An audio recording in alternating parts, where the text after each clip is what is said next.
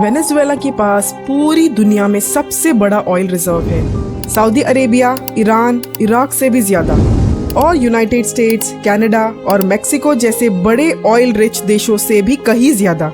2015 में वेनेजुएला, जिसके पास दुनिया का सबसे बड़ा ऑयल रिजर्व्स है, उसके पास टॉयलेट पेपर खत्म हो गया था। ये शॉर्टेज इतनी सीवियर थी कि होटल्स ने गेस्ट को ही कह दिया कि अपने साथ टॉयलेट पेपर भी लेके आए। देश में बेसिक चीजें जैसे राइस, शुगर, मिल्क और शैम्पू के साथ साथ फ्रीक्वेंट पावर आउटेज का सामना किया। एक टाइम पे लैटिन अमेरिका का सबसे अमीर देश वेनेजुएला एक बुरा इकोनॉमिक क्राइसिस से गुजर रहा था, जो वर्ल्ड वॉर 2 के बाद एक देश के लिए सबसे बड़ा क्राइसिस था। सिर्फ एक साल में वेनेजुएला की इकोनॉमी का 1/3 हिस्सा गायब हो गया और 7 मिलियन लोग देश छोड़ के चले गए।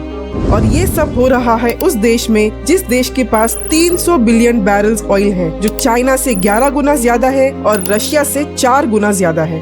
Tanto petróleo, tanta riqueza que hay en Venezuela, no nos merecemos un país como lo tenemos hoy en día, deteriorado por culpa de los que están en el régimen, en el poder. Venezuelan oil Norway की तरह समुद्र तट में नहीं है और ना Russia की तरह जमा देने वाले आर्कटिक में है और ना ही अमेरिका की तरह अंडरग्राउंड में है। वेनेजुएला में ऑयल एक्सट्रैक्ट करना काफी आसान है। ऑयल एक इतना इम्पोर्टेंट फैक्टर है जिसकी वजह से कई अरब देश रातों रात माला माल हो गए, पर वेनेजुएला में ठीक इसका उल्टा है। इस देश के लोग भूखमरी से मर रहे हैं। तो ऐसा क्या हुआ वेनेजुएला में, जो दुनिया का सबसे ज्यादा ऑयल रिच कंट्री होने के बावजूद भी ये देश का हाल क्यों इतना बुरा है?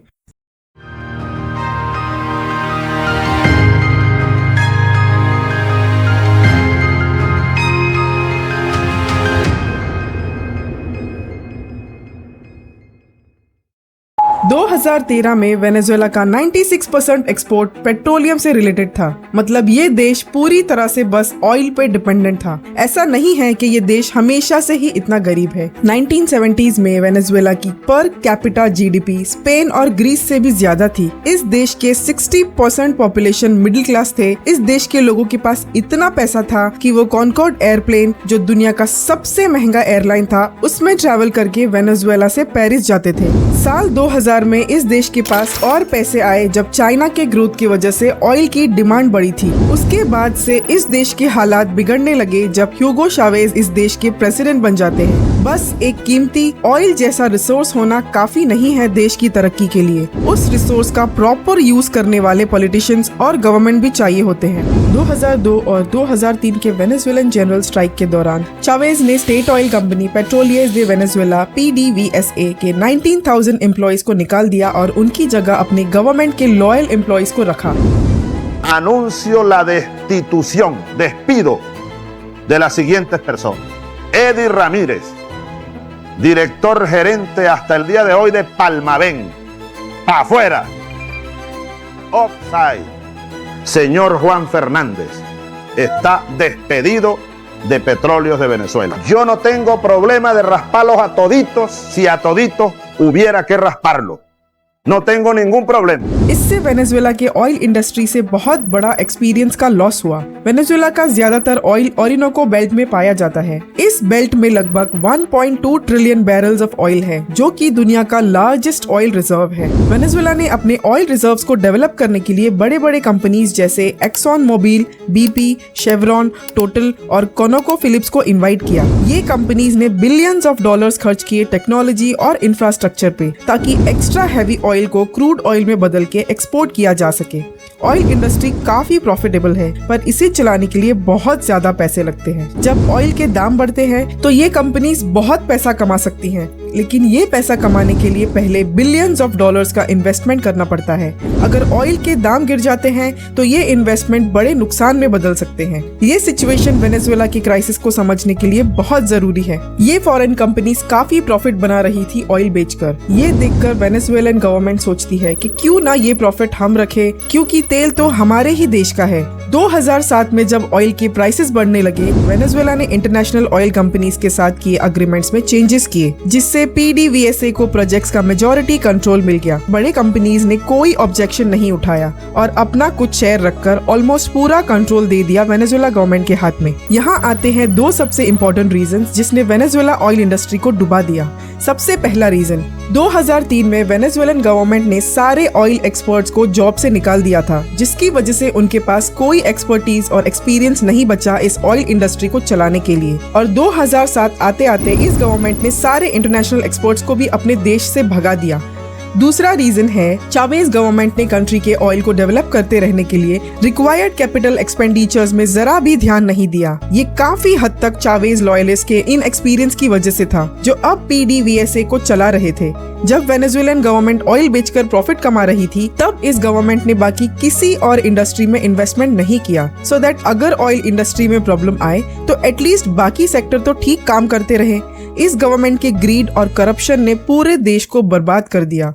वेनेजुएला में फिर इलेक्शंस हुए, पर इस बार भी किसी तरह फ्रॉड करके चावेज की पार्टी ने गवर्नमेंट बना ली और इस वजह से 2017 में अमेरिका ने वेनेजुएला के ऊपर काफी सैंक्शंस लगा दिए, जिसकी वजह से इनकी डूबती हुई इकोनॉमी एकदम से खत्म हो गई। वेनेजुएला में हालात इतने खराब हो गए थे कि एक टाइम ऐसा आया जब कंट्री के पास अपनी खुद की करेंसी पे करने के लिए भी फंड्स नहीं थे। तो गवर्नमेंट ने क्या किया? उन्होंने डिसाइड किया और पैसे छापो। 2007 में वेनेजुएला के सेंट्रल बैंक को पॉलिटिशियंस ने टेक ओवर कर लिया और पूरी मनी सप्लाई को अपने हाथ में ले लिया। इससे देश में इन्फ्लेशन काफी बढ़ गई। शुरू में गवर्नमेंट इस इशू को डिनाई करती रही, इवन डेटा शेयर करने से मना कर दिया, लेकिन 2019 तक वो इसे छुपा नहीं सके। वेनेजुएला में इन्फ्लेशन रिकॉर्ड ब्रेकिंग 1,30,000% तक पहुंच गया, जो उनके पड़ोसी देश कोलंबिया से 1,29,995% ज्यादा था। इस इन्फ्लेशन की वजह से हाई प्रोफाइल जॉब्स में जो थे, उनकी सैलरी ऑलमोस्ट जीरो हो गई। उनके पैसों की कोई वैल्यू नहीं रही, जिसकी वजह से वेनेजुएला से माइग्रेट करने में सबसे ज्यादा डॉक्टर्स, लॉयर्स और प्रोफेसर्स थे, क्योंकि वो वेनेजुएला में लिटरली फ्री में काम कर रहे थे। जो देश में रह गए, उन्हें जैसे ही सैलरी मिलती थी, वो उसी दिन पूरा पैसा खर्च कर देते थे, क्योंकि क्या पता आज जो जरा सी भी वैल्यू है इस पैसे की, कल शायद वो भी ना रहे। वेनेजुएला के ग्रोसरी स्टोर्स के बाहर लाइंस इतनी लंबी हो गई थी कि लोगों को एक वीक में एक दिन शॉपिंग करने के लिए असाइन किया गया, जो उनके नेशनल आईडी के लास्ट डिजिट पर डिपेंड करता था। लोग बार बार सुपरमार्केट्स ना आए, इसीलिए ग्रोसरी स्टोर्स ने चेकआउट पे फिंगरप्रिंट स्कैनर्स लगाए और इवन सोल्जर्स भी लगा दिए गए। वेनेजुएलन गवर्नमेंट ने फॉरेन करेंसी एक्सचेंज में भी काफी रिस्ट्रिक्शंस लगा दी। बड़ी बड़ी मल्टीनेशनल कंपनीज जैसे पेप्सी को भी गवर्नमेंट से अप्रूवल लेना पड़ता था उनकी बोलीवार करेंसी, जो वेनेजुएला की करेंसी है, उसे US डॉलर्स में कन्वर्ट करने के लिए, और इसका अप्रूवल गवर्नमेंट से जल्दी नहीं आता था, जिसकी वजह से काफी बड़ी कंपनीज वेनेजुएला से बाहर चली गई। गवर्नमेंट ये करेंसी अप्रूवल सिर्फ उन्हें ही देती थी जो उनसे लॉयल रहता, और जो गवर्नमेंट को अपोज करता उसे करेंसी एक्सचेंज नहीं दिया जाता, जो एक टाइप का पनिशमेंट है for opposing the government. Venezuelan government 5 बोलीवार्स के 1 US डॉलर देते थे, पर बाहर लोकल मार्केट में कम से कम 50 बोलीवार्स देने पड़ते थे 1 US डॉलर के लिए, जिसकी वजह से करप्शन बहुत ज्यादा बढ़ गया। लोग 5 मिलियन बोलीवार्स लेके जाते थे और गवर्नमेंट से 1 मिलियन डॉलर्स ले आते थे। फिर उस 1 मिलियन डॉलर्स को धीरे धीरे करके बाहर लोकल मार्केट से बोलीवार में कन्वर्ट करा लेते थे।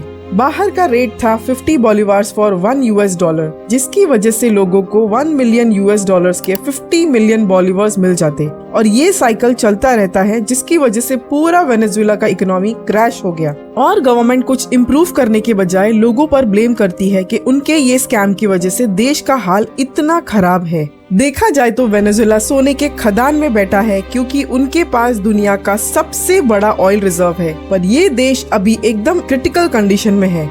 जिनके पास कुछ पैसे हैं वो इस देश को छोड़ के भाग रहे हैं, जो नहीं भाग सकते वो यहीं रह के गवर्नमेंट को ब्लेम करते हैं और गवर्नमेंट लोगों को ब्लेम करती है।